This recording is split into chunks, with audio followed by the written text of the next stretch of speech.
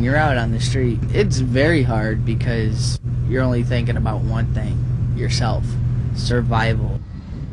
In a lot of instances, we're a lifesaver, a life preserver, thrown out in society to pull people back in who may be drifting away. This is a story about a remarkable organization that's on the streets while you're asleep. 6 nights a week, through all of Chicago's changeable weather, giving hope to the homeless, the poor, the lonely, the isolated. My son was with me, and he always used to tell me, let's go home, and I used to just cry and say, we don't have a home. Meet the Reverend Tom Behrens, president of the Night Ministry. In 1976, 18 congregations joined together to form the Night Ministry, hiring Tom to be the first street minister. People on the street have all kinds of needs, from the very practical, needing shelter, to needing food, to needing clothing. But one of the things that we find more than anything else is that they need to be in relationship to others. They're lonely.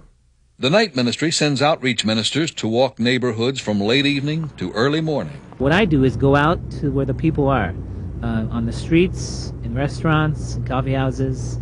Our folks get kicked around a lot. They get ignored a lot.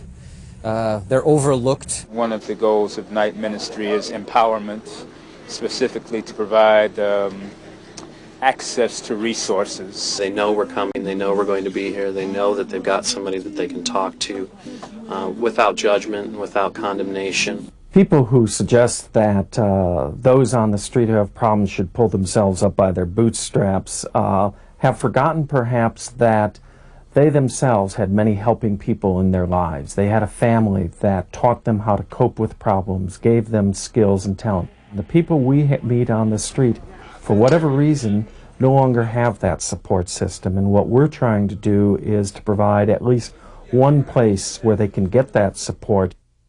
6 nights a week, the Night Ministry operates a customized bus that makes regularly scheduled visits to 9 neighborhoods in Chicago.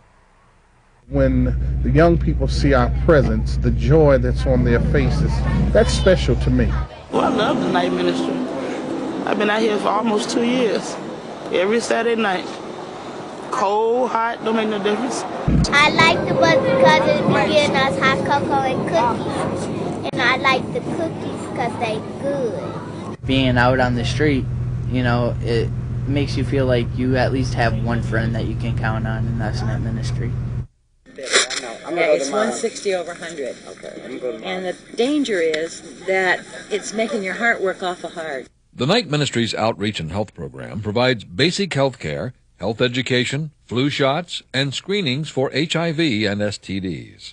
The one thing about being homeless, it gives you a whole different set of problems as a healthcare professional. Like, if you have the flu, I can tell you to stay in bed and drink lots of fluids. But if you don't have a bed, and there's no running water, and it's cold outside, what do I tell you?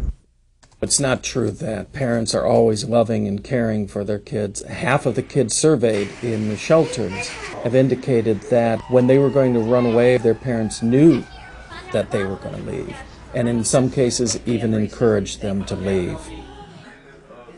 Since 1992, the Night Ministry has been operating a 16-bed temporary emergency shelter for males and females ages 14 to 21 who are not wards of the state. Your first prenatal visit. Including pregnant and parenting youth and their children. Teenagers end up on the street because something in their life hasn't worked, something in their family situation hasn't worked. They end up on the street because the family system has fallen apart, whether due to divorce or drugs or damage of some kind. And so they're there alone, lonely, afraid, not knowing what to do. I think the kids who are here are both the same and different from typical teenagers. I think they're the same in that all that adolescent angst that they're going through is all the problems that they face, all the joys that they're experiencing are the same. The difference is they've gone through some kind of trauma, and by the time they get here, they're a little bit shell-shocked. Open Door was here for me when I had nowhere else to go.